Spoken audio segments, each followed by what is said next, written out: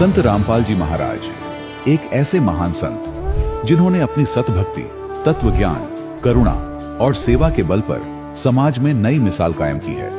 संत रामपाल जी महाराज की अगुवाई में उनके सभी सतलोक आश्रमों से समाज कल्याण के अद्भुत कार्यों ने समाज को सुनहरे भविष्य की एक नई उम्मीद दिखाई है। संत रामपाल जी महाराज से नाम दीक्षा लेने के बाद लाखों लोगों की लाइलाज बीमारियां जैसे कैंसर, एड्स आदि ठीक हुई। संत जी के ज्ञान से प्रेरित होकर उनके अनुयायियों ने लाखों यूनिट रक्तदान किया। संत जी ने लाखों बहन बेटियों का दहेज मुक्त विवाह करवाया।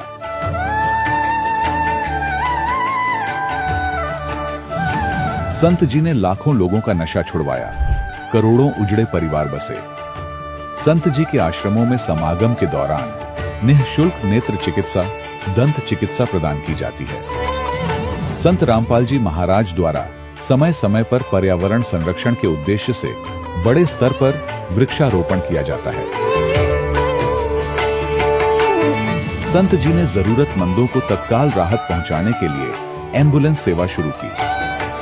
संत जी अपने अनुयायियों को देहदान के लिए प्रेरित करते हैं, जिससे मानवता की सेवा और चिकित्सा क्षेत्र में सुधार हो सके। संत रामपाल जी महाराज के सभी आश्रमों में हर रोज निःशुल्क भंडारा आयोजित किया जाता है, जहां हर वर्ग, हर जाति और हर धर्म के लोग एक साथ बैठकर भोजन करते हैं।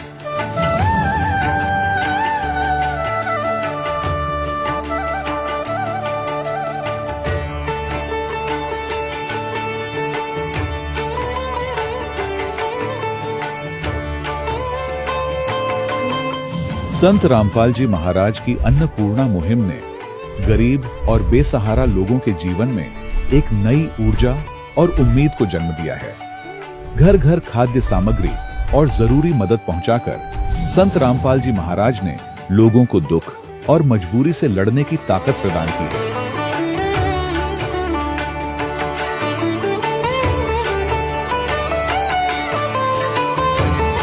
संत रामपाल जी महाराज द्वारा गरीब लोगों के लिए घर बनवाने का अद्भुत कार्य एक ऐसी मिसाल कायम कर रहा है जो सदियों सदियों संत जी की उदारता और दया भावना के तौर पर जाना जाएगा।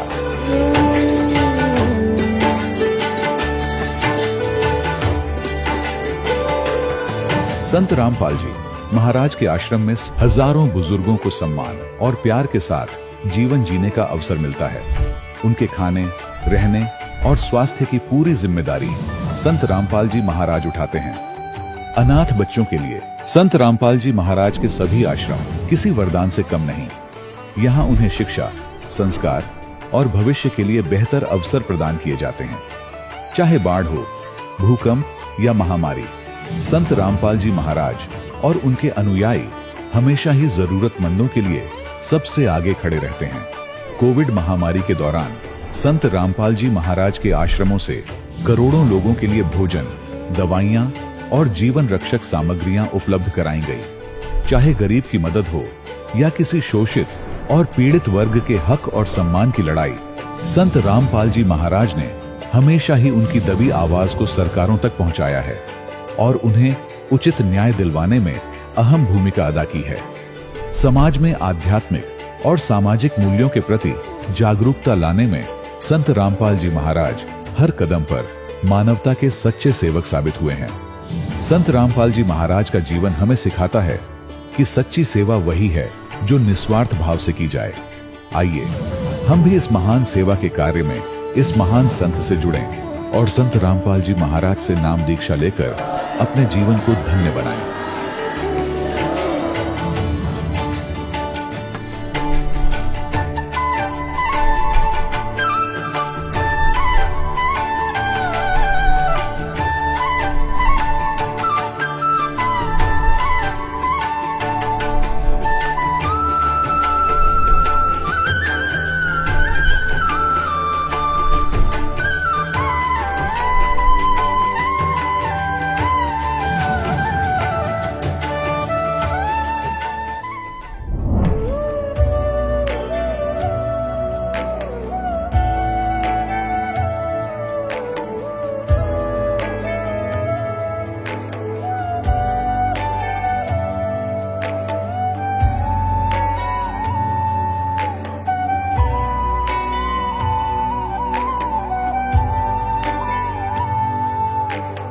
कौन ब्रह्मा का पिता है, कौन विष्णु की मां, शंकर का दादा कौन है, हमको दे बता। ये जानने के लिए कृपया सुनिए। जगत गुरु तत्वदर्शी संत रामपाल जी महाराज के अमृत वचन सर्व पवित्र धर्मों के पवित्र शास्त्रों के आधार पर। सत साहिब दर्शकों, तकनीकी और वैज्ञानिकता ने मनुष्य के मस्तिष्क में अपना स्थान इस प्रकार बना लिया है कि भूत प्रेतों जैसी बातें केवल काल्पनिक लगती हैं। लेकिन दर्शकों, भूत प्रेत की बाधा जिस परिवार के ऊपर आती है, केवल उसी को पता रहता है कि यह किसी आपदा से कम नहीं है। दर्शकों, ऐसी ही आपदा ने दस्तक दी गंगानगर राजस्थान के रहने वाले कृपाल सिंह जी की जिंदगी में। इनको भी भूत प्रेतों की बाधाओं ने इस प्रकार जकड़ लिया था कि मानो मरने के अलावा अब कोई रास्ता ही नहीं बचा हो। दर्शकों, लेकिन कहते हैं ना, जब आपको पूर्ण संत मिल जाता है तो भूत प्रेत की बाधा ऐसे छूमंतर हो जाती है जैसे सूरज उगने के बाद अंधेरा मिट जाता है। दर्शकों, आज संत रामपाल जी महाराज की शरण में आने के बाद कृपाल जी का कहना है कि मैं पूर्ण रूप से सुखी हूं और अब मुझे किसी भी प्रकार की कोई भी भूत प्रेत की बाधा नहीं है। दर्शकों, अब यह जानते हैं कि संत रामपाल जी महाराज ने आखिर कृपाल सिंह जी को कौन सी जड़ी दे दी जिससे इनके जीवन में इन्हें इतने सुख मिले। सुनते हैं कृपाल सिंह जी की कहानी, उन्हीं की जुबानी। जी नमस्कार। नमस्कार जी। जी क्या नाम है आपका? कृपाल सिंह जी। कृपाल सिंह जी, कहाँ से आए हो आप? मैं जी गांव जानकीदास वाला, तहसील सूरतगढ़, जिला श्रीगंगानगर, राजस्थान से।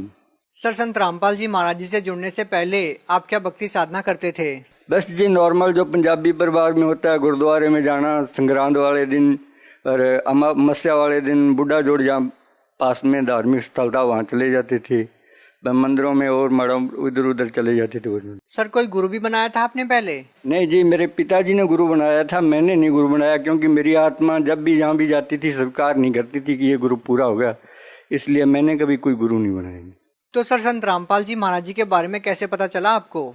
संत रामपाल जी महाराज से जुड़ने का मेन कारण जी मेरी लड़की था, जिसको एक प्रेतवादा ने परेशान कर रखा था। मैंने हर जगह से इलाज कराया, उसका कहीं से कोई इलाज नहीं हुआ।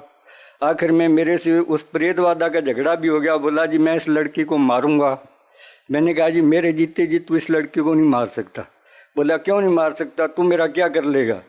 मैं कुछ भी करूं, चाहे आपको इस लड़की को जो है मारने नहीं दूंगा मैं। फिर मैं जी ऐसे करते करते खेत चला गया। खेत जाके परमात्मा से अरदास लगाई कि हे परमात्मा, अगर तू धरती पर कहीं है तो ये छोटी मोटी प्रेत बाधाएं जो हमको परेशान कर रही है, क्या इनको दूर नहीं कर सकता? अगर तो धरती पर नहीं है तो हमें मनुष्य जीवन जो मिला है, इसका मेन मकसद तो भक्ति करके मोक्ष प्राप्त करना है, और आप मिले नहीं तो हमारा मनुष्य जीवन बेकार जाएगा। इसलिए तो या तो हमारा ये मनुष्य जीवन है इसको आप छुड़ा दो, ख़त्म कर दो, नहीं तो अब अगर आप कहाँ हैं धरती पर हमें उसकी सूचना दो, मिलो, ताकि हम आपको प्राप्त करें, भक्ति करें आपकी। फिर क्या हुआ? होना क्या था जी, उसके बाद मैं वैसे ही बाजार में जैसर में चला आया। वहाँ मेरे को एक पुस्तक मिली ज्ञान गंगा नाम की। वो पुस्तक मैं घर ले गया। मेरे को पुस्तकें पढ़ने का, नावल पढ़ने का, धार्मिक पुस्तकें पढ़ने का बचपन से ही शौक था, तो मैं ज्ञान गंगा घर ले गया। उसके मैंने पहले वाले सिर्फ 3 पेज पढ़े थे जी, जिसमें लिखा था ब्रह्मा विष्णु महेश के माता पिता कौन है, दुर्गा का पति कौन है। वे पढ़ने के बाद में मेरी आत्मा ने स्वीकार कर लिया कि ये जो पुस्तक लगने वाला संत है ये पूरा गुरु हो सकता है। फिर मैंने पीछे मास्टर रामकुमार जी का लिखा हुआ एक इंटरव्यू था, वो पढ़ा। उसमें भी उसने बता रखा था जी मेरे ऐसे ऐसे प्रेत बाधा थी, ठीक हो गई। उसके बाद मैंने कुछ नहीं देखा। उसी दिन से मैंने मेरे पिताजी से बात की, उनको बताया जी आपके राधा स्वामी वाले तो ये कुछ कर नहीं सकते इस प्रेत बाधा का, तो मैं इस संत रामपाल जी से बरवाड़ा जाके नाम दीक्षा लेना चाहता हूँ। तो मेरे पिताजी ने मेरे को इजाज़त दे दी और मैं 31 जुलाई 2011 को जाके आश्रम में नाम दीक्षा ली। नाम दीक्षा लेने के बाद में उस समय सत्संग खत्म हो चुका था जिस दिन मैं गया। सर, संत रामपाल जी महाराज जी सभी पवित्र धर्मों के ग्रंथों के बारे में बताते हैं। आप सिख समाज से बिलोंग करते हो, क्या संत रामपाल जी महाराज जी गुरु ग्रंथ साहिब से भी कुछ बताते हैं? हाँ जी, जैसे गुरु ग्रंथ साहब में जो संत रामपाल जी महाराज जैसे बताते हैं पूरे गुरु के बारे में, ब्रह्मा विष्णु महेश के बारे में कि इनका जन्म मृत्यु होता है, पूरे गुरु के बिना मोक्ष नहीं है, ऐसा गुरु ग्रंथ साहब में गुरुवाणी में भी लिखा हुआ है। जैसे हमारे सिख समाज के जो भी ग्रंथी हैं या मतलब जिसको हम महापुरुष मानते हैं, वो वाणी तो बताते हैं लेकिन उनका अनुवाद गलत करते हैं। जैसे गुरु ग्रंथ साहब में हम हमेशा ये सुना करते थे कि पूरा गुरु आराध्य, पूरा पाइए नाम, और पूरे के गुण गाओ, ऐसी कोई वाणी है।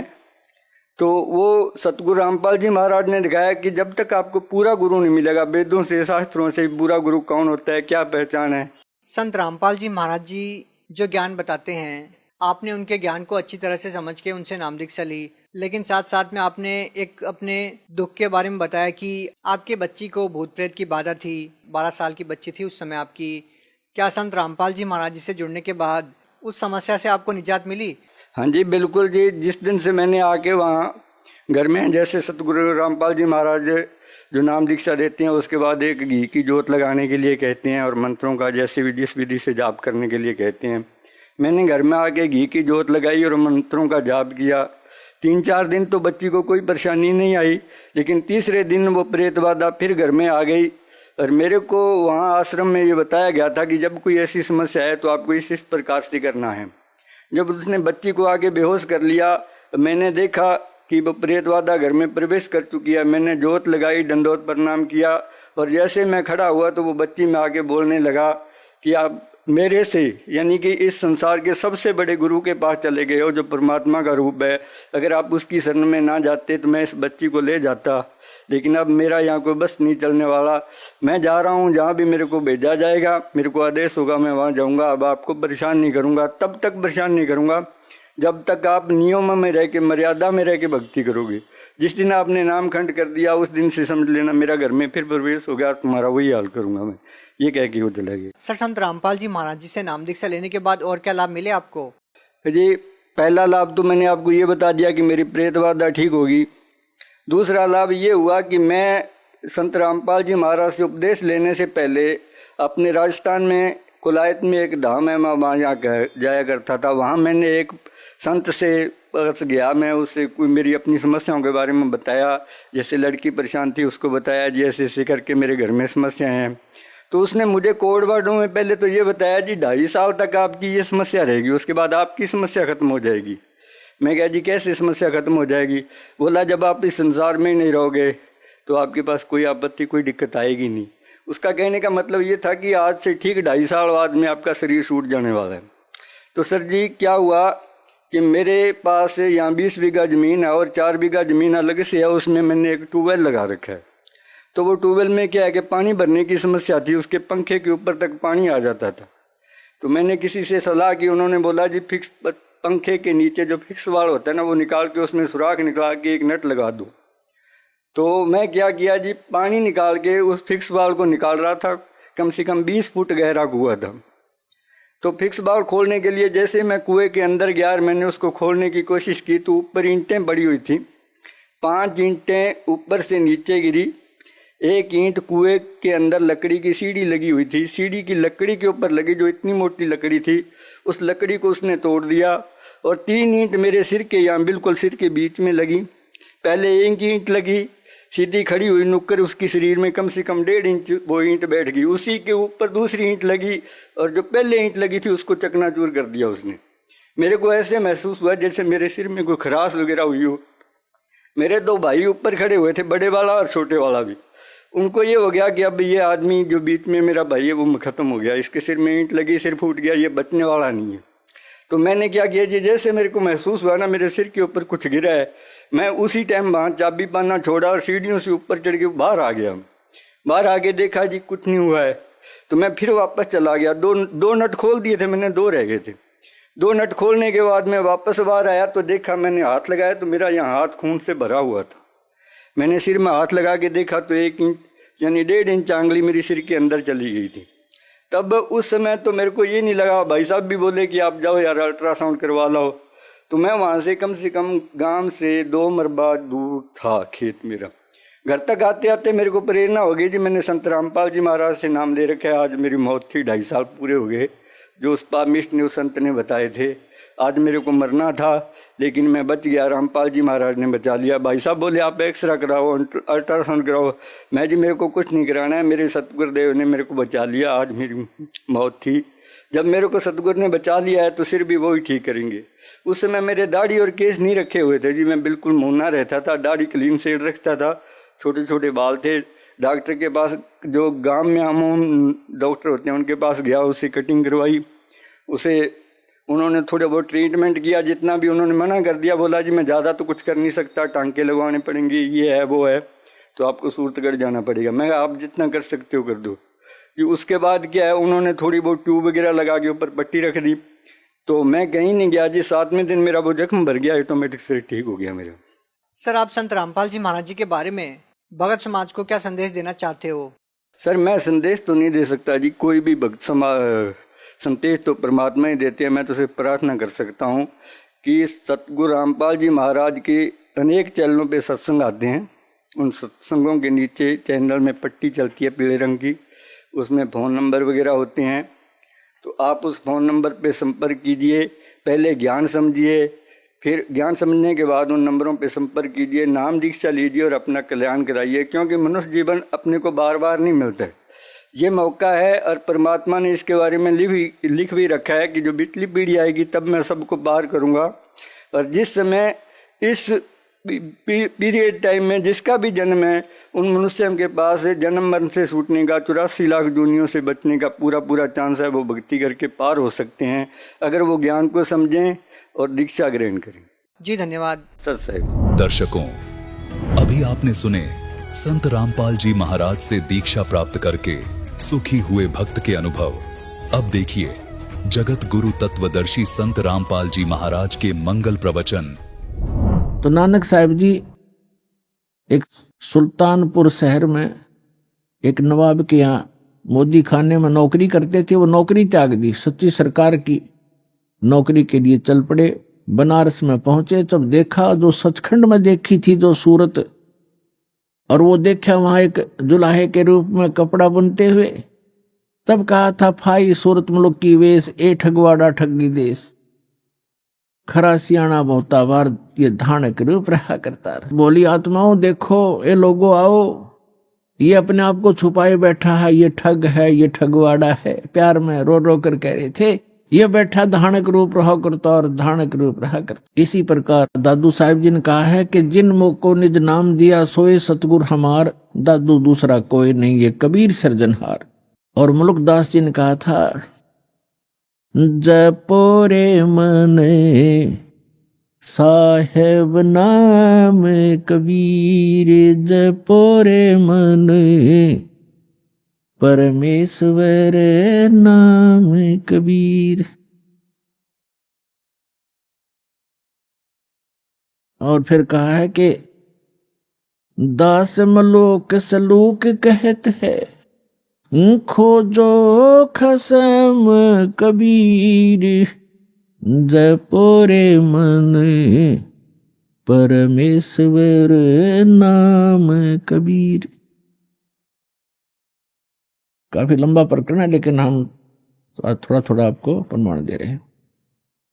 और आदरणीय धर्मदास जी ने कहा है, आज मोहे दर्शन दियो जी कबीर, आज मोहे दर्शन दियो जी कबीर, सतलोक से चल कर आए, सतलोक से चल कर आए, काटन काल की जंजीर, आज मोहे दर्शन दियो जी कबीर, आज मोहे दियो जी कबीर। तो ऐसे इन महापुरुषों ने परमात्मा के गुणगान किए। और गरीबदास साहिब जी कहते हैं, अनंत कोट ब्रह्मांड का एक रति नहीं भार, और सतगुरु पुरुष कबीर हैं ये कुल के सृजनहार। गरीबदास साहिब जी ने अपनी अमृतवाणी में परमात्मा की महिमा और हमें जो भगवान ने यहाँ क्रिया करने के संकेत दिए हैं, आदेश दिए हैं, वो वर्णन किया है, सुनाते हैं। क्या बताते हैं? कस्तूरी नाम कबीर है, ये बिन छेड़े मैं कंत, आद अंत की कहते हूँ, पटतर कोई न संते। गरीबदास जी कह रहे हैं कि कस्तूरी नाम कबीर है, बिन छेड़े मैं कंत, और आद अंत की कहते हूँ, पटतर कोई न संत। कि जैसे कस्तूरी को चाहे कोई छुओ या ना छुओ, उसमें से प्रॉपर महक आती ही रहती है अपने आप ही। यानी परमात्मा कबीर जी की शक्ति अपने आप झलकती रहती है। जो संत उससे जुड़ जाता है, जो भक्त उससे जुड़ जाता है परमात्मा से, तो वो पल पल साथ रहता है और आभास कराते हैं परमात्मा कि मैं साथ हूं भाई बच्चे। और वो भक्त फिर पल पल में परमात्मा से मिलने वाले लाभ को महसूस करता है। तो यहां कहते हैं कस्तूरी नाम कबीर है, परमात्मा से प्राप्त जो मंत्र है, परमात्मा की शक्ति उस मंत्र जाप करने वाले के अंदर अपने आप कार्य करती रहती है।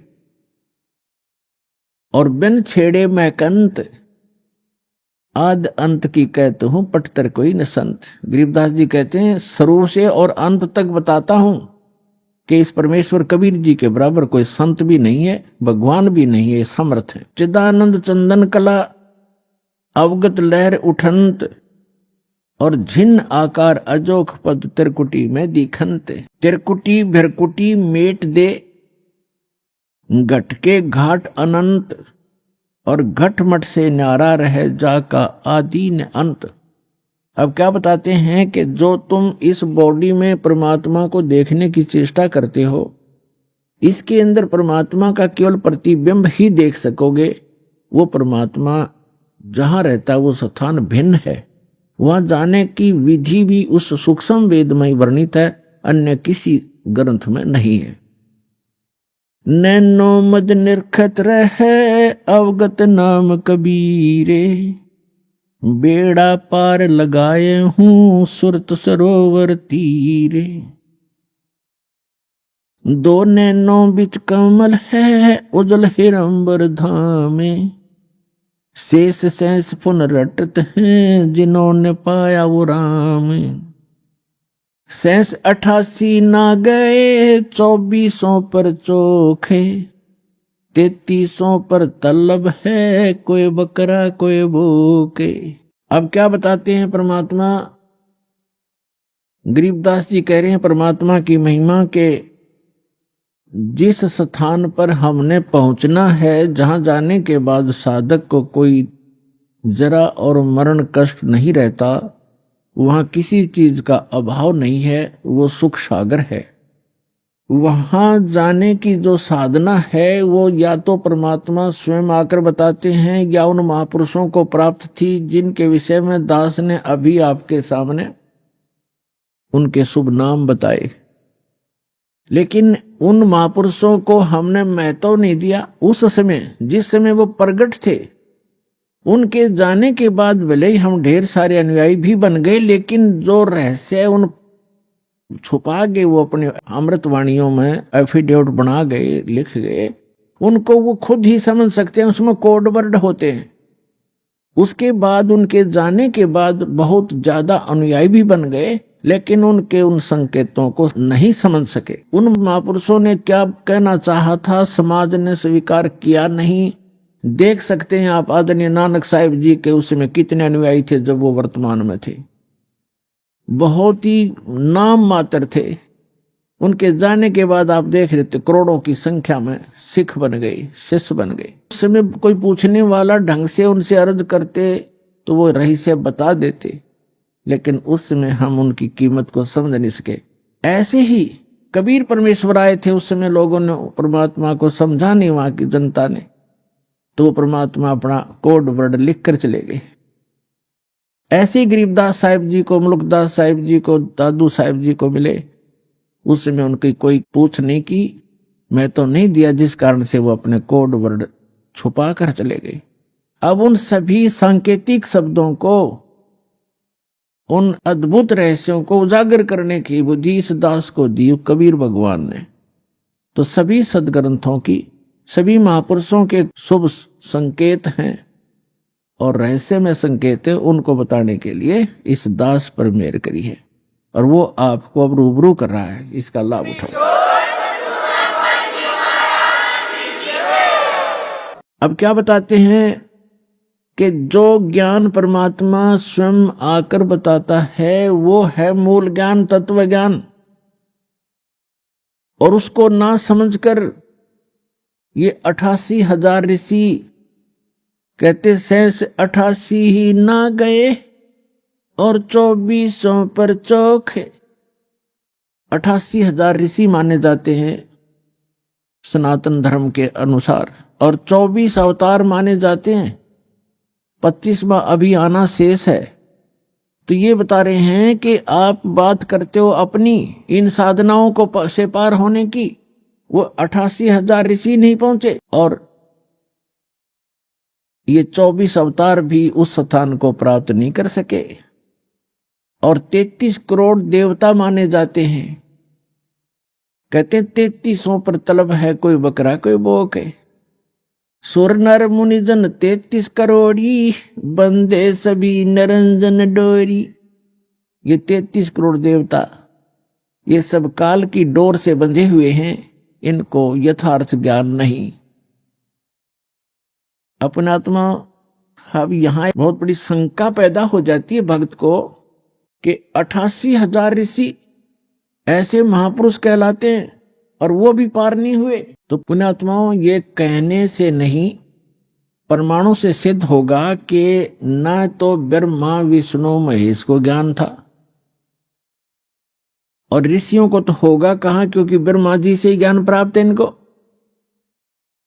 अब एक शब्द दास ने परमात्मा की अमर वाणी से, गरीबदास जी की वाणी से बोला है कि शेष 88 नहीं गए और 24 पर चौक, 33 पर तलब है, कोई बकरा कोई बोक। यानी 33 करोड़ देवता, 88,000 ऋषि, 24 अवतार जो अभी तक आ चुके, ये मोक्ष प्राप्ति नहीं कर सके। क्यों नहीं कर सके? क्योंकि इनके पास अध्यात्म ज्ञान नहीं था, वो तत्व ज्ञान नहीं था जो श्रीमद् भगवत गीता अध्याय नंबर 4 के श्लोक नंबर 32 में कहा है कि सच्चिदानंद घन ब्रह्म की वाणी में वो अमृत ज्ञान, वो तत्व ज्ञान है जो उन्होंने अपने मुख कमल से बोला है। उसमें विस्तार के साथ साधना लिखी है, यज्ञ यानी धार्मिक अनुष्ठानों की जानकारी बताई है। उसको जानने के बाद मोक्ष प्राप्ति होगी। चौथे अध्याय के 34वें श्लोक में गीता ज्ञानदाता कहता है कि अर्जुन, उस तत्व ज्ञान को जो सच्चिदानंद घन ब्रह्म की वाणी में लिखा है, उस तत्व ज्ञान को तू तत्वदर्शी संतों से जाकर समझ, उनको दंडोत प्रणाम करने से, कपट छोड़कर सरलतापूर्वक प्रश्न करने से वो तत्वदर्शी संत तुझे उस तत्व ज्ञान का उपदेश करेंगे। तो इसे सिद्ध है कि गीता ज्ञान दाता भी उस तत्व ज्ञान से अपरिचित है, और तत्व ज्ञान से अपरिचित है तो मोक्ष कहां से होगा उनका? तो ये अंडरस्टूड है पुण्यात्माओं कि अभी तक इन ऋषि महर्षियों और इन देवताओं को कख भी पता नहीं था अध्यात्म मार्ग का। केवल डरे डोते रहे, सिद्धियां प्राप्त कर लेते, आकाश में उड़ जाने की, सागर को पी जाने की, अपना जीवन नाश करने के एक चमत्कार हैं। और मोक्ष प्राप्ति के लिए वो मंत्र जो उसका आधार है वो इनको प्राप्त नहीं हुआ। अब इसका प्रमाण देखते हैं। श्री ब्रह्मा जी से ज्ञान प्राप्त है इन सभी ऋषि महर्षियों को, और ब्रह्मा जी को कितना ज्ञान है? ब्रह्मा जी से ज्ञान विष्णु जी को प्राप्त हुआ, और ब्रह्मा जी से ही शिव जी को ज्ञान प्राप्त हुआ, अब ब्रह्मा जी से ही देवी को प्राप्त हुआ। अब ब्रह्मा जी को कितना ज्ञान है ये बताते हैं, ये देखते हैं अपने ही सदग्रंथों में। और ये सचित्र मोटा टाइप ये यहां से प्रकाशित है। इसके कौन है संपादक? हनुमान प्रसाद पोदार, चमनलाल गोस्वामी, और ये गीता प्रेस गोरखपुर से प्रकाशित है।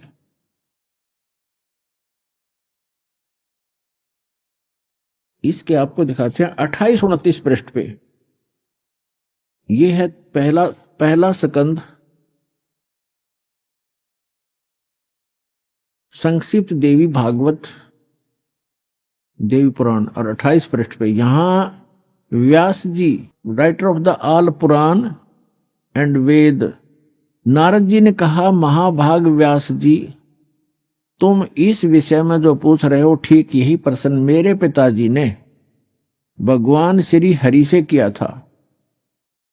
देवादिदेव भगवान जगत के स्वामी हैं, लक्ष्मी जी उनकी सेवा में उपस्थित रहती हैं, दिव्य कौस्तुभ मणि उनकी शोभा बढ़ाती है, वे शंख चक्र गदा लिए रहते हैं, पीतांबर धारण करते हैं, 4 भुजाएं हैं, वक्ष स्थल पर श्री वत्स का चिन्ह चमकता रहता है, वे चराचर जगत के आश्रय दाता है, जगत गुरु एवं देवताओं के भी देवता हैं। ऐसे जगत प्रभु भगवान श्री हरि यानी विष्णु जी महान तप कर रहे थे, उनकी समाधि लगी थी। यह देखकर मेरे पिता ब्रह्मा जी को बड़ा आश्चर्य हुआ। अतः उन्होंने उनसे जानने की इच्छा प्रकट की। ब्रह्मा जी ने पूछा, प्रभु आप देवताओं के अध्यक्ष, जगत के स्वामी, भूत भविष्य एवं वर्तमान के सभी जीवों के एकमात्र शासक हैं। भगवान, फिर आप क्यों तपस्या कर रहे हैं और किस देवता के आराधना में ध्यान मग्न है? मुझे असीम आश्चर्य तो ये हो रहा है कि आप देवेश्वर एवं सारे संसार के शासक होते हुए भी समाधि लगाए बैठे हैं। ब्रह्मा जी के विनीत वचन सुनकर भगवान श्री हरि उनसे कहने लगे, ब्रह्मन सावधान होकर सुनो, मैं अपने मन का विचार व्यक्त करता हूं।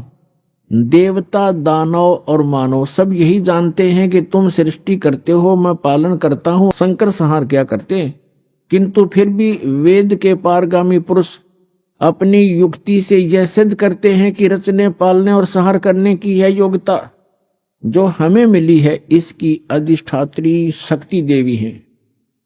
वे कहते हैं कि संसार की सृष्टि करने के लिए तुम में राजसी शक्ति का संचार हुआ है, मुझे सात्विक शक्ति मिली है और रुद्र में तामसी शक्ति का आविर्भाव हुआ है। उस शक्ति के अभाव से तुम इस संसार की सृष्टि नहीं कर सकते, मैं पालन करने में सफल नहीं हो सकता और रुद्र से भी संहार कार्य होना भी संभव नहीं। ब्रह्मा जी, हम सभी उस शक्ति के सहारे ही अपने कार्य में सदा सफल होते आए हैं। सुवर्त, प्रत्यक्ष और परोक्ष दोनों उदाहरण में तुम्हारे सामने रखता हूं, सुनो। यह निश्चित है कि उस शक्ति के अधीन होकर ही मैं शेष नाग की सैया पर सोता हूं और सृष्टि करने का अवसर आते ही जाग जाता हूं। मैं सदा तप करने में लगा रहता हूं, उस शक्ति के शासन से कभी मुक्त नहीं रह सकता। कभी अवसर मिला तो लक्ष्मी के साथ सुखपूर्वक समय बिताने का सौभाग्य प्राप्त होता है। मैं कभी तो दानों के साथ युद्ध करता हूं, अखिल जगत को भय पहुंचाने वाले दैत्यों के विकराल शरीरों को शांत करना मेरा परम कर्तव्य हो जाता है। फिर यहां बताया है, मुझे सब प्रकार से शक्ति के यानी दुर्गा के अधीन होकर रहना पड़ता है। उन्हीं भगवती शक्ति का यानी दुर्गा जी का मैं निरंतर ध्यान किया करता हूं, मैं उसी की भक्ति करता हूं, साधना करता हूं। ब्रह्मा जी, मेरी जानकारी में, मेरे स्पिरिचुअल नॉलेज में इन भगवती शक्ति से यानी दुर्गा जी से बढ़कर दूसरा कोई देवता नहीं, भगवान नहीं। अपने आत्मा श्री ब्रह्मा जी, श्री विष्णु जी, नारद और व्यास जी के ज्ञान के सतर का अपना पता लग गया कि ब्रह्मा जी तो श्री विष्णु जी को सर्वेश्वर, सब जगत का रचनहार, सब का पालनहार बता रहा है, और विष्णु जी कह रहे हैं मैं तो दुर्गा से ऊपर कोई भगवान नहीं मानता, दुर्गा ही सब कुछ है और मैं उससे ऊपर किसी भगवान से, किसी देव से परिचित नहीं हूं, उससे ऊपर कोई शक्ति ही नहीं है। आ गया सत्र श्री विष्णु जी के ज्ञान का, और इन्हीं से ज्ञान प्राप्त है श्री शंकर जी को। अपने आत्मा श्री देवी जी कैसा ज्ञान रखती हैं, उनके पास ले चलते हैं आपको। ये देखिएगा 562 पृष्ठ पर 7वां स्कंद, इसी पवित्र पुराण का 7वां स्कंद, संक्षिप्त देवी भागवत 562 पृष्ठ पे। देवी का द्वारा हिमालय को ज्ञानोपदेश। देवी जी हिमालय राजा को ज्ञान बता रही है और ब्रह्म के विषय में जानकारी दे रही है, ब्रह्म स्वरूप का वर्णन। श्री देवी जी कहने लगी, पर्वतराज, पहले तो अपने विषय में बताया, फिर कहा उस ब्रह्म का क्या स्वरूप है यह बतलाया जाता है, जो प्रकाश स्वरूप सबके अत्यंत समीप में स्थित हृदय रूप गुहा में स्थित होने के कारण गुहाचर नाम से प्रसिद्ध और महान पद अर्थात परम प्राप्य है। वह समस्त प्रजा के ज्ञान से परे है, अर्थात किसी की बुद्धि में आने वाला नहीं है, यह तुम जानो। जो परम प्रकाश रूप है, जो सूक्ष्म से भी अत्यंत सूक्ष्म है, जिसमें संपूर्ण लोक और उन लोकों में निवास करने वाले प्राणी स्थित हैं, वही ये अक्षर ब्रह्म है, वही सबके प्राण है, वही सबकी वाणी है और वही सबके मन है। वह यह परम सत्य और अमृत अविनाशी तत्व है। सौम्य उस वेदने योग्य लक्ष्य का तुम वेदन करो, मन लगाकर उसमें तन्मय हो जाओ। सौम्य उपनिषद में कथित महान अस्त्र रूप धनुष लेकर उस पर उपासना द्वारा तीक्ष्ण किया हुआ बाण संधान करो और फिर भावनागुत चित्त के द्वारा उस बाण को खींचकर उस अक्षर रूप ब्रह्म को ही लक्ष्य बनाकर वेदन करो। प्रणव यानी ओम तो धनुष है, जीवात्मा बाण है और ब्रह्म को उसका लक्ष्य कहा जाता है। अब श्री देवी कह रही है कि एक ओम नाम का जाप करो, ब्रह्म पाने का उद्देश्य रखो, दैट्स ऑल। जीवात्मा तो साधना करे और ओम का जाप करे, ब्रह्म प्राप्ति का उद्देश्य रखे। आगे देखो स्पष्ट किया है, लक्ष्य कहा जाता है। उस एकमात्र परमात्मा को ही जाने यानी ब्रह्म की ही भक्ति करें, देवी जी कह रही है, दूसरी सब बातों को छोड़ दे। दुर्गा जी, देवी जी अपनी साधना को भी करने से मना कर रही है, केवल ब्रह्म की पूजा करो। और विष्णु जी कह रहे हैं कि मैं देवी जी दुर्गा से ऊपर कोई शक्ति नहीं मानता, कोई भगवान नहीं है, मुझे ज्ञान ही नहीं है। तो ये पार खाक होंगे जिनको हम एक समर्थ शक्ति और भगवान मान के पूजा करते थे, वो खुद कहते हैं दुर्गा से ऊपर कोई भगवान नहीं जानता, इससे ऊपर कोई शक्ति नहीं। और दुर्गा कह रही है कि ब्रह्म की पूजा करो और सब बातें छोड़ दो, मेरी पूजा भी छोड़ दो। तो क्या ज्ञान था विष्णु जी को और क्या ज्ञान था ब्रह्मा जी को, और शंकर जी भी उन्हीं से ज्ञान प्राप्त है। तो इनसे पता चलेगा, जो दास शब्द बोल रहा है और इस परमात्मा ने अपनी वाणी में लिखा है कि 88 नहीं गए और 2400 पर चौक और 3300 पर तलब है, कोई बकरा कोई बोक है। सुर नर मुनिजन 33 करोड़ी, सुर 33 करोड़ देवता, ये काल के बंधे हुए हैं, इनको ऊपर का ज्ञान नहीं है। यही इसी की सत्य असत साधना जो इनके सत्र की उसको कर करके अपना जीवन यही व्यतीत कर रहे हैं। अब दुर्गा जी क्या बता रही है, उस एकमात्र परमात्मा को ही जाने, दूसरी सब बातों को छोड़ दे, यही अमृत रूप परमात्मा के पास पहुंचाने वाला पुल है। संसार समुद्र से पार होकर अमृत स्वरूप परमात्मा को प्राप्त कराने का यही सुलभ साधन है। जिस प्रकार रथ यहां आते हैं, इस आत्मा का ओम के जप के साथ ध्यान करो ब्रह्म का, और इससे अज्ञान में अंधकार से सर्वथा परे और संसार समुद्र से उस पार जो ब्रह्म है उसको पा जाओगे। ओम का जाप करो, ब्रह्म पाने का उद्देश्य रखो, उस ब्रह्म को पा जाओगे, तुम्हारा कल्याण हो। और वो कहाँ रहता ब्रह्म? वह यह सबका आत्मा ब्रह्म लोक रूप दिव्य आकाश में स्थित है। अब देवी ने, दुर्गा जी ने ये स्पष्ट कर दिया है कि मेरी भक्ति भी छोड़ दो, केवल एक ब्रह्म की पूजा करो, ओम नाम जाप, उसका नथिंग एल्स। और वो कहां रहता है? ब्रह्मलोक में। बस देवी जी ने जो साधना बताई है वो अपने से भी अन्य भगवान बताया है ब्रह्म, उसका केवल एक ओम मंत्र बताया है। ओम मंत्र के जाप से कहां जाएगा प्राणी? ब्रह्मलोक में चले जाओगे, तुम्हारा कल्याण हो। इतना कल्याण हो सकता है ओम से। अब गीता ज्ञान दाता ये ब्रह्म है। गीता अध्याय नंबर 8 के श्लोक नंबर 13 में गीता ज्ञान दाता कहता है, ओम इति एकाक्षरम ब्रह्म व्यवहारण मामनुसमरण ये प्रयाति तजंदे हम सयाति परमाम गतिम। माम ब्रह्म, ये अनुवाद करता हूं ना, थोड़ी गलती कर रखी है इसमें। मुझ ब्रह्म का केवल एक ओम मंत्र है। आपको दिखाते हैं श्रीमद् भगवत गीता, देखिएगा। ये जयदयाल गोविंद का इसके अनुवादक हैं और गीता प्रेस गुरुपुर से ये प्रकाशित है। गीता अध्याय नंबर 8 के श्लोक नंबर 13 में आपको दिखाते हैं। श्रीमद् भगवत गीता अध्याय 8 और श्लोक नंबर 13 में। इसमें हम संस्कृत भी पढ़ेंगे। ओम इति एकाक्षरम ब्रह्म व्यवहारण माम अनुस्मरण ये प्रियाति तजंदेहम सयाति परमाम गतिम। ये क्या कहता है? माम ब्रह्म, मुझ ब्रह्म का केवल एक ओम अक्षर है। ओम यह एक अक्षर है, नथिंग एल्स। ये प्रियाति तजंदेहम, जो शरीर त्याग कर जाता है ओम नाम का सिमरण करता हुआ, सयाति परमाम गतिम, वह ओम से मिलने वाली परम गति को प्राप्त होता है। ये श्री देवी जी ने देवी पुराण में स्पष्ट कर दिया है। ओम नाम का जाप करने वाला ब्रह्म की साधना करता है, ब्रह्म को प्राप्त होता है, वो ब्रह्म लोक में रहता है। अब श्रीमद् भगवद गीता अध्याय नंबर 8 के श्लोक नंबर 16 में कहा है कि ब्रह्म लोक में गए हुए साधक भी फिर लौटकर पुनरावर्ती में आते हैं, उनकी जन्म मृत्यु होती है, वो मोक्ष प्राप्त नहीं कर सकते, पूर्ण मोक्ष प्राप्ति नहीं कर सकते। देखिएगा श्रीमद् भगवद गीता अध्याय नंबर 8 के और श्लोक नंबर 16 में, हे अर्जुन, ब्रह्मलोक पर्यंत सब लोग पुनरावर्ती में हैं। यहां देखना, इन स्टार लगा रखे है, इस पे स्टार यहां है। अर्थात जिनको प्राप्त होकर यानी ब्रह्मलोक में जाकर पीछे संसार में आना पड़े, ऐसे पुनरावर्ती कही गई है।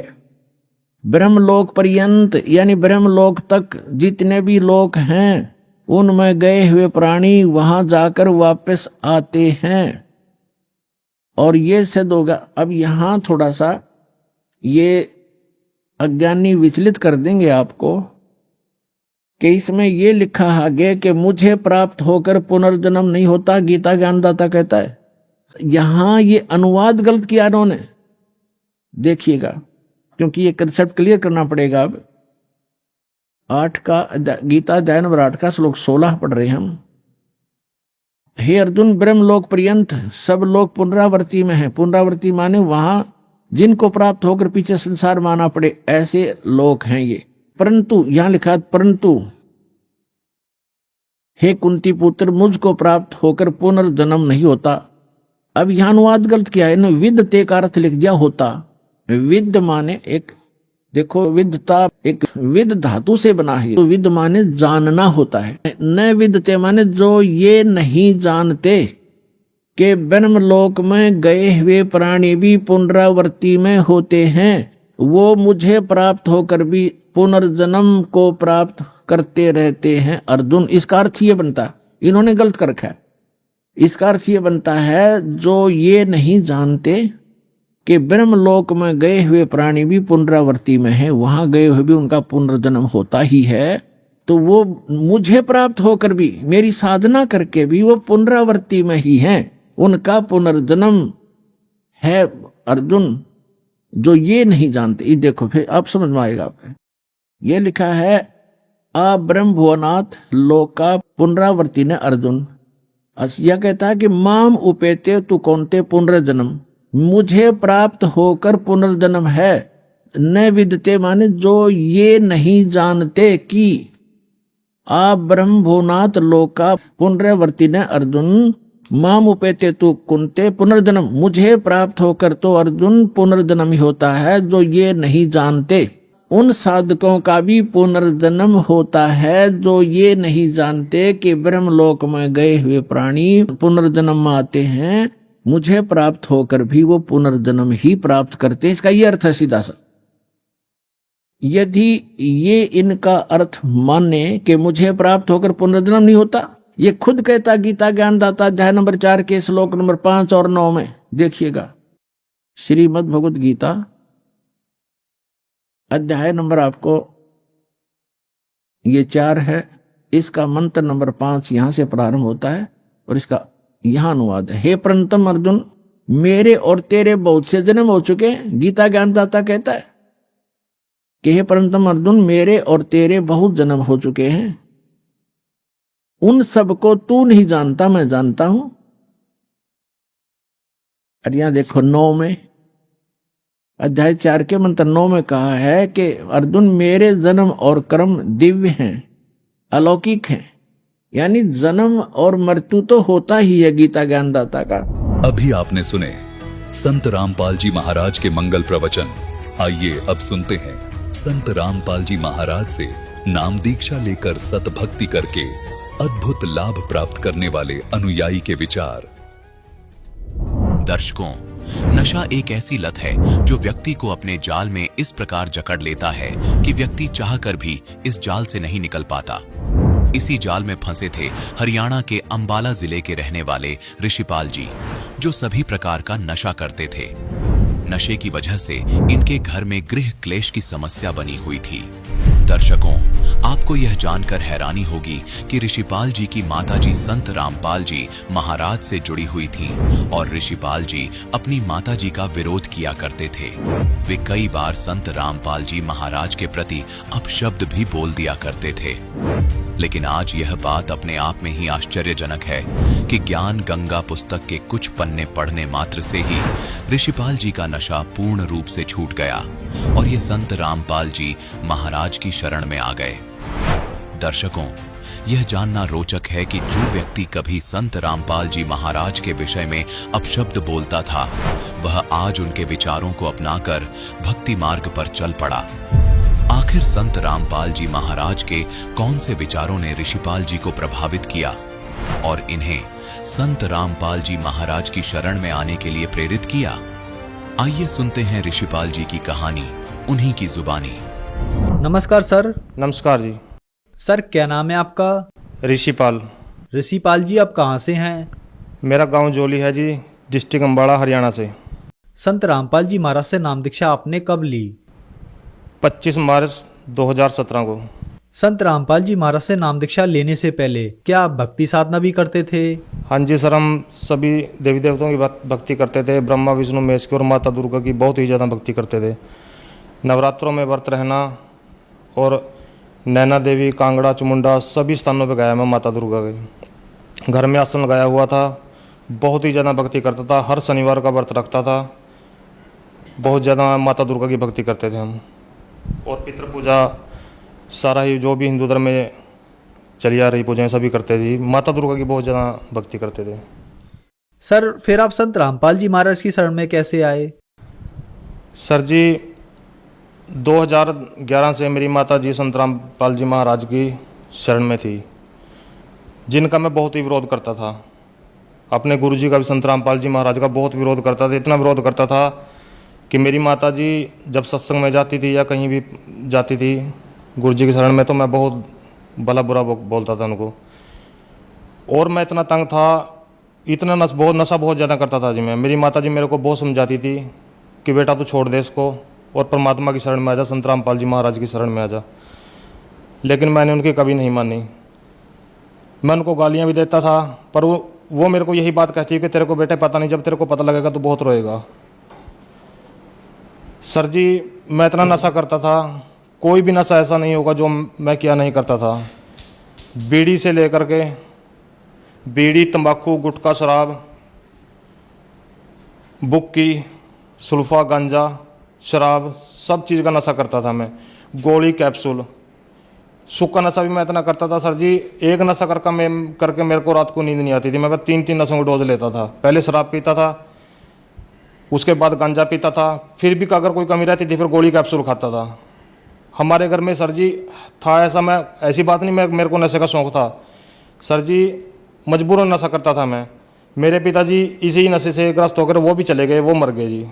वो भी ऐसे, वो भी बहुत नशा करते थे। क्योंकि हमारे घर में सर जी प्रेत बाधा थी। प्रेत बाधा ऐसी थी सर जी, जब मैं थोड़ा सोदी में होता था तो मैं अपने बच्चों की तरफ देख के रोया करता था। छोटे छोटे मेरे बच्चे थे सर जी, मेरे पास 2 लड़कियां हैं, 1 लड़का है। तो मैं रोया करता था। मैं सोचता था कि अब इनका क्या बनेगा। तू तो मर जाएगा, तेरा पिताजी मर गए नशे से और तू भी मरेगा, अब तो इनका क्या होगा बच्चों का। पर सर जी मजबूर इतना हो जाता था मैं, नशे बिना मेरे पास रहा ही नहीं जाता था कहीं भी। छोटे से मैं बीड़ी तो सर जी मैं 10-12 साल का बीड़ी पीने लग गया था, इतना नशे को मेरे को नशा किया करता था, बहुत ही नशा किया करता था जी मैं। मेरे गांव वाले भी वो लड़ाई करता था अगर मैं नशा करके, जब मैं आता था जी पड़ोसी भी देखते थे कि हाँ आ गया अब लड़ाई होगी इनके घर में। हर रोज लड़ाई हुआ करती थी। हमारा घर वो कहते हैं जैसे भूत बंगला हमारा घर था जी। प्रेत बाधा थी हमारे घर में, बहुत ही तंग थे जी, बहुत ज़्यादा दिक्कत थी हमारे घर में जी। मेरी माता जी मेरे को बहुत समझाया करती थी, बेटे तू नाम ले ले संत रामपाल जी का, पर मैं उनको भी भला बुरा कहता था जी और कभी उनकी नहीं सुनी। जब मैं नशा करके पूरा थक लिया, पूरा ख़त्म हो लिया सर जी, मेरे अंदर सर जी 50 किलो से भी कम वजन रह गया था, बहुत ही कमज़ोर हो गया था सर जी। मेरे को रात को अगर मैं पढ़ता था, रात को सुबह उठता था सर जी, मेरे को सारा पूरा शरीर मेरे को गिल्ला मिलता था अपना, मेरे को रात को पसीना आता सर जी। और मेरे को प्रेत आत्मा बहुत तंग करती थी रात को, कई बार दर्शन देती थी तो रात को भगत जी बहुत ही दबाव होता था मेरे ऊपर नशे में। अगर नशे में थोड़ा सा नशे से बाहर हो गया तो तभी भगत जी मेरे ऊपर दबाव हो जाता था। तो फिर बहुत दिनों के पीछे भगत जी एक दिन परमपिता परमेश्वर संत रामपाल जी महाराज की कृपा हुई मुझ पर भगत जी। वो दिन पता नहीं परमात्मा की कौन सा मैंने कोई पुण्य कर्म किया होगा भगत जी, मेरे अंदर मेरी वो आत्मा रूपी शिव का मुंह खुला और मैंने अपनी माता से भगत जी संत रामपाल जी महाराज की पुस्तक ज्ञान गंगा ली, जो कि मेरी माता जी मुझे पहले भी कहती थी कि बेटा तू ये पुस्तक पढ़ ले। मैंने कभी नहीं पढ़ी, कई बार उसने मेरे को पुस्तक दी, मैंने ऐसे ही रख दी। दास का काम छोटा सा काम है, टायर सर्विस का काम करता है दास। मैं अपनी माता से वो पुस्तक ले गए, दुकान पे चला गया, वहाँ पे रख दी, 2-3 दिन वहाँ भी रखी रही वो। एक दिन मैं दोपहर में बेला था, मैंने सोचा चल आज पुस्तक पढ़ के देखते हैं क्या है इसमें, क्योंकि मेरी माता जी भी बेचारी पढ़ती रहती थी पुस्तक बैठ के घर में, मैं देखा करता था उसको। तो मैंने वो पुस्तक खोली, पढ़ी वो पुस्तक। सर जी मैंने किसी का इंटरव्यू ना देखा था, ना ही किसी के पुस्तक में कोई इंटरव्यू जो उसमें लिखे हों वो भी नहीं मैंने पढ़े थे। मैंने सिर्फ पुस्तक ज्ञान गंगा पुस्तक का पेज खोला और उसको पढ़ना शुरू किया। 4-5 पेज ही मैंने पढ़े सर जी मेरी दुकान में कोई भी स्थान ऐसा था जहाँ बीड़ी का बंडल और माचिस ना मिला थी। मेरे मुंह में सारी 24 घंटे बीड़ी लगी रहा थी जी। तो मैंने सर जी बीड़ी हाथ में ले रखी थी और पुस्तक आगे थी। सर जी जब मैंने पुस्तक पढ़ी तो मैंने वो बीड़ी का मेरा स्वाद बिगड़ गया सर जी। मैंने बीड़ी गिर दी सर जी, मेरे पास बीड़ी नहीं पी गई। तो सर जी मैंने पुस्तक 1-2 पेज पढ़ा, बंद कर दी, घर आ गया जी। 3 दिन ऐसे ही चला भगत जी। तीसरे दिन मैंने पुस्तक वादी के करीब पुस्तक मैंने पढ़ ली, तो भगत जी मेरे से रहा नहीं गया। मेरे मामा जी हैं जो, उन्होंने भी संत रामपाल जी महाराज के से नाम दीक्षा ली हुई है। मैंने उनके पास फ़ोन किया और अपनी माता जी को कहा कि मैं नाम लेना चाहता हूँ। तो उन्होंने कहा कि आ जाओ। मैं अपने मामा जी के पास गया, वो मेरे को लेकर कुरुक्षेत्र गए। वहाँ पे जाकर मैंने संत रामपाल जी महाराज से नाम दीक्षा ली। संत रामपाल जी महाराज से नाम दीक्षा लेने के बाद क्या आपको लाभ भी प्राप्त हुए? सर जी बहुत लाभ प्राप्त हुए, बहुत ज़्यादा जी। एक तो सर जी मेरी पत्नी थी, जब से हमारी शादी हुई थी वो बीमार ही थी जी। उसको 2-2 महीने सर मैं अस्पतालों में उठा के फिरता था। उसको तेजाब बनता था, उसको छाती में बहुत ज़्यादा तेजाब बनता। अगर वो पानी भी पीती थी उसका भी तेजाब ही बनता जी। उसका कोई बेनिफिट नहीं था उसको खाने का पीने का कहीं का भी। तो सर जी 2-2 महीने में अस्पतालों में रहता था जी अपनी पत्नी के साथ। तो सर जी सतगुरु रामपाल जी महाराज से नाम दीक्षा लेने के बाद वो बिल्कुल सही है। उसने भी जैसे वो मैंने नाम लिया वो सही हुई, उसने भी सर जी फिर दीक्षा लिया, वो भी परमात्मा की शरण में है, संत रामपाल जी महाराज की शरण में है। दूसरा सर जी जो हमारे घर में प्रेत बाधा थी सर जी वो बिल्कुल ख़त्म है। पहले हमारा घर सर जी नरक था। हमारे घर में सर जी बिल्कुल भी कोई सर जी रिश्तेदार भी नहीं आता था हमारा, कि कहते भूत बंगला। हर समय लड़ाई पड़ती थी सर जी, हर समय मैं बोलता रहता था, कभी नहीं माता जी के साथ, कभी नहीं पत्नी के साथ सर जी। तो अब बिल्कुल सही है सर जी, कोई प्रेत बाधा नहीं है, बहुत ही अच्छा जीवन जी रहे हैं सर जी। परमात्मा की सतगुरु रामपाल जी महाराज की इतनी कृपा है। पहले सर जी मैं दुकान पे 12-12 बजे तक सर जी रात को काम करता था और जेब में 10 रुपये भी नहीं सर जी कभी निकलते थे मेरी, इतना बुरा हाल था मेरा सर जी। और अब परमात्मा की दया से सर जी मैं हर तरह से, आर्थिक स्थिति मेरी इतनी कमज़ोर थी सर जी, बहुत ही ज़्यादा।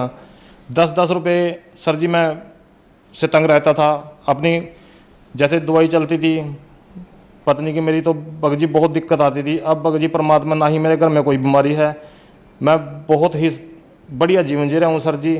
किसी तरह से कोई परेशानी नहीं है, प्रेत बाधा नहीं है। और सर जी सबसे बड़ा लाभ ये मिला है सर जी कि जिस परमात्मा को पाने के लिए साधु संतों ने शरीर गाड़ दिए और राजे महाराजाओं ने अपने राज छोड़े हैं सर जी, उस परमात्मा की जानकारी मेरे को मिली संत रामपाल जी महाराज के माध्यम से, जो कि खुद कबीर साहब जी आए हुए हैं संत रामपाल जी महाराज के चोले में। जिस दिन से मैंने संत रामपाल जी महाराज से दीक्षा ली सर जी, नशा मेरा बिल्कुल खत्म है। मेरे को पहले मैं इतना नशा करता, अब सर जी मेरे को बीड़ी पीने वाले के पास भी नहीं मैं खड़ता जी, मेरे को खड़ा ही नहीं जाता थी। धुआं भी इतना चंद्रा लगता है बहुत ज़्यादा, और मैं किसी भी तरह का कोई नशा नहीं करता।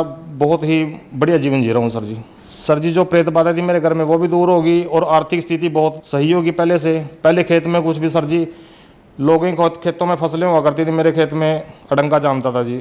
अब बिल्कुल सही है जी, मेरे खेत में बढ़िया फसल होती है जी, बढ़िया मेरा काम चल रहा है, बिल्कुल सही है जी, परमात्मा की बहुत दया है।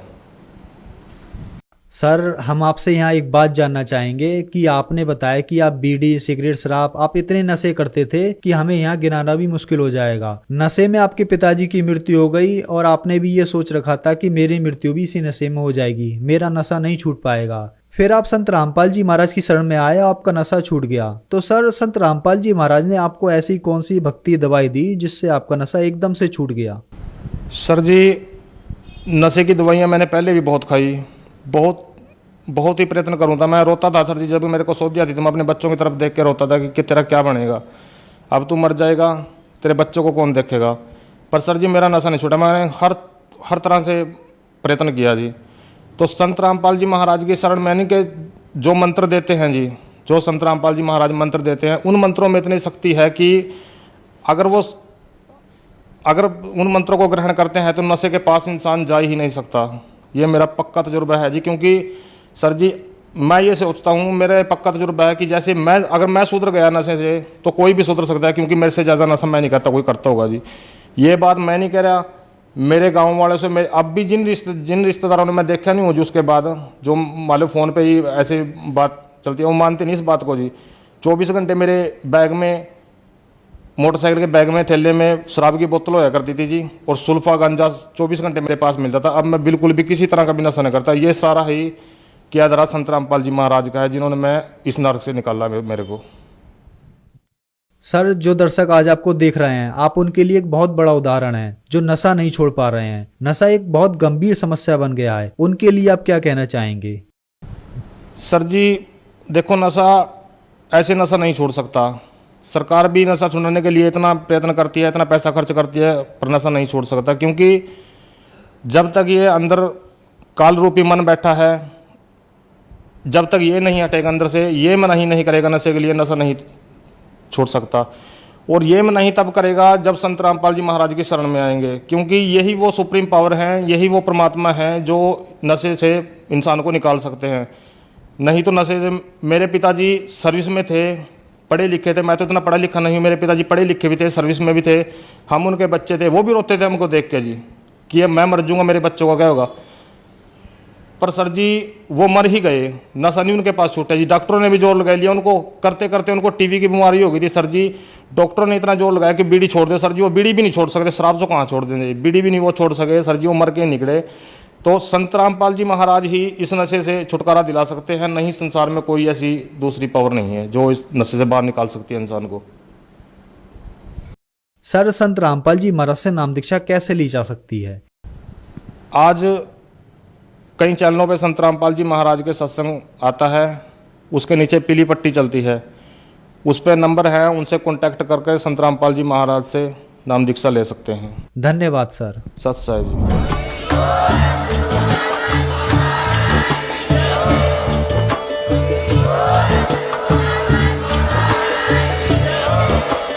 आप सुन रहे थे जगत गुरु तत्वदर्शी संत रामपाल जी महाराज जी के मंगल प्रवचन। अधिक जानकारी के लिए विजिट कीजिए हमारी वेबसाइट www.jagatgururampalji.org। संत रामपाल जी महाराज जी के शुभ आशीर्वाद से पूरे विश्व भर में 500 से भी ज्यादा नाम दीक्षा केंद्र हैं, जिन पर संत रामपाल जी महाराज जी द्वारा ऑनलाइन निशुल्क नाम दीक्षा दी जा रही है। अपने नजदीकी नाम दीक्षा केंद्र का पता करने के लिए संपर्क करें 8222880541।